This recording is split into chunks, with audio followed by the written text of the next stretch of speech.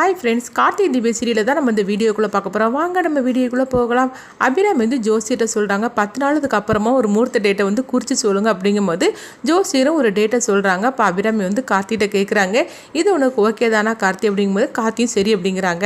அப்போ ஜோசியர் சொல்கிறாங்க, இந்த கல்யாணம் ஏதோ ஒரு காரணத்தினால நின்றுக்கிட்டே இருக்குது, அதனால நீங்கள் கல்யாணம் நடத்துறதுக்கு முன்னாடி ஒரு பரிகாரம் பண்ணணும் அப்படிங்கிறாங்க. என்ன பரிகாரம் அப்படின்னு சொல்லி கேட்கும்போது, நீங்கள் அம்மன் கோயிலில் போய் 101 விளக்கு உங்கள் மருமக கையால் போட சொல்லுங்கள் அப்படிங்கவும் அபிராமியும் சரி அப்படிங்கிறாங்க. ஜோசியர் அங்கேருந்து கிளம்பிறாங்க. இதை கேட்டதுமே கீதா அதிர்ச்சியோட அவங்க நேராக பார்த்தோம்னா அவங்க ரூமுக்குள்ளே வராங்க. ரூமுக்குள்ளே கோவத்தோட அவங்க திட்டிகிட்டு இருக்கிறாங்க. சரி நம்ம ஃபோட்டோ வச்சோமே எங்கன்னு சொல்லி அவங்க பார்க்குறாங்க. பார்த்தோம்னா ஃபோட்டோவை காணல. ஐயோ ஃபோட்டோ எங்கே போச்சுன்னே தெரியலன்னு சொல்லிட்டு அவங்க தேடிட்டு இருக்கும்போது ரூமுக்கு வெளியே ஃபோட்டோ கிடக்குது. அப்போ அபிராமி அங்கே வராங்க.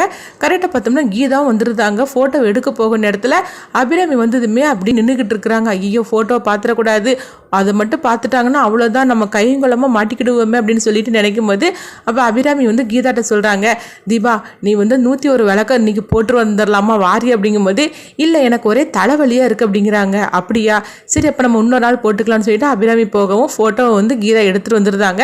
நல்ல வேலையை அவங்க பார்க்காம போனாங்க அப்படின்னு சொல்லி நினச்சிட்டு இருக்கும்போது அங்கே கார்த்தி வராங்க. அப்போ கார்த்திகிட்ட கீதா திட்ட ஆரம்பிச்சிருந்தாங்க. என்னங்க உங்கள் அம்மா இந்த மாதிரிங்கன்னா செய்துட்டு இருக்காங்க, நீங்களும் என்னென்னா 10 நாள் கழித்து கல்யாணத்தை டேட்டை குறிங்கன்னு சொல்லிட்டீங்க, இதெல்லாம் நடக்கிற காரியமா?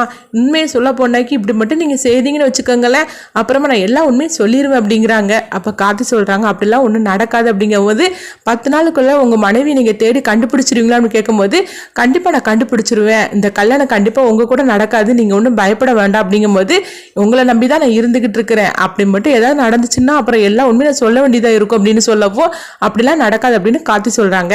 அடுத்து பார்த்தோம்னா கார்த்தி சரவணனுக்கு ஃபோன் பண்ணுறாங்க. என்ன கார்த்தி இப்போ தான் போனீங்க, எதுக்கு ஃபோன் பண்ணினீங்க அப்படிங்கும்போது, உங்கள்கிட்ட ஒரு முக்கியமான விஷயத்தை பற்றி பேசணும் அப்படிங்கிறாங்க. சரி ஸ்டேஷனுக்கு வாங்க, நான் அங்கே தான் இருக்கிறேன் அப்படிங்கும்போது, இல்லை நம்ம அங்கே வச்சு சந்திக்க வேண்டாம், வேற ஒரு இடத்துக்கு வாங்க அப்படிங்கும்போது, எந்த இடத்துக்கு வரணும்னு சொல்லிட்டு சரவணன் கேட்கும்போது கார்த்தி ஒரு இடத்த சொல்கிறாங்க. சரி நாங்கள் வந்துடுது அப்படிங்கிறாங்க. அடுத்து பார்த்தோம்னா அபிராமி தான் கட்டுதாங்க. இப்போ மீனாட்சிட்டு சொல்கிறாங்க, இங்கே பாரு மீனாட்சி, நம்ம கார்த்திக்கு தெரியாமல் ஒரு விஷயத்தை பண்ணணும் அப்படிங்கிறாங்க.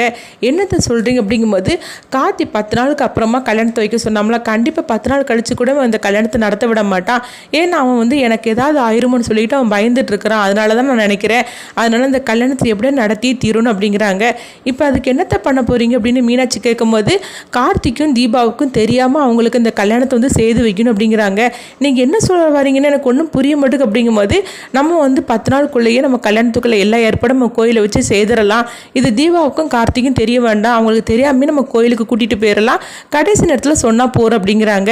என்னத்தை சொல்கிறீங்க, இதெல்லாம் நடக்கக்கூடிய காரியம் அப்படிங்கும்போது, ஆமாம் நீ சொல்கிறது சரிதான் மீனாட்சி, ஆனால் வேறு என்ன பண்ணுறதுக்கு, இந்த கல்யாணத்தை கண்டிப்பாக நடத்தியே தீரணும், இவங்க 2 பேருக்கும் தெரியாமல் தான் செய்யணும், அவங்க 2 பேரும் எல்லாருக்கும் நல்லது செய்கிறாங்க, ஆனால் அவங்களுக்கு ஒரு நல்லது நடக்க மாட்டுக்கு பற்றியா, அதனால தான் நான் அந்த முடிவு எடுத்திருக்கிறேன் அப்படின்னு சொல்லவும், எனக்கு இதுக்கு நீ தான் ஹெல்ப் பண்ணணும் அப்படின்னு அபிராமி மீனாட்சிட்டு சொல்லிட்டு இருக்கிறாங்க.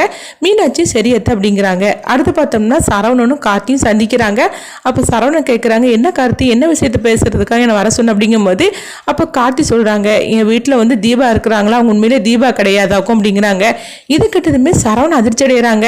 என்ன சொல்கிற கார்த்தி அப்படிங்கும்போது அப்போ எல்லா விஷயத்தையும் சொல்லிடுறாங்க. அவங்க தீபா கிடையாது, தீபா மாதிரிக்கு இருக்கிற வேற ஒரு பொண்ணு, எங்கள் அம்மாவை காப்பாற்றுறதுக்காக தான் அவங்க நடிச்சிட்டு இருக்காங்க அப்படிங்கப்போ, இது கிட்டதுமே சரவணன் சொல்கிறாங்க, எனக்கு கூட ஏதோ ஒரு டவுட் இருந்துட்டு தான் இருந்தது, இப்போதான் எனக்கு எல்லாமே புரியுது அப்படிங்கிறாங்க. அதனால என்னுடைய தீபாவை எப்படியாவது தேடி கண்டுபிடிக்கணும், அதுக்கு நீங்கள் தான் எனக்கு ஹெல்ப் பண்ணணும் அப்படிங்கும்போது, கண்டிப்பாக நான் உங்களுக்கு ஹெல்ப் பண்ணுறேன் அப்படின்னு சரவணன் சொல்கிறாங்க. அடுத்து சரவணன் ஸ்டேஷனுக்கு வந்துருந்தாங்க.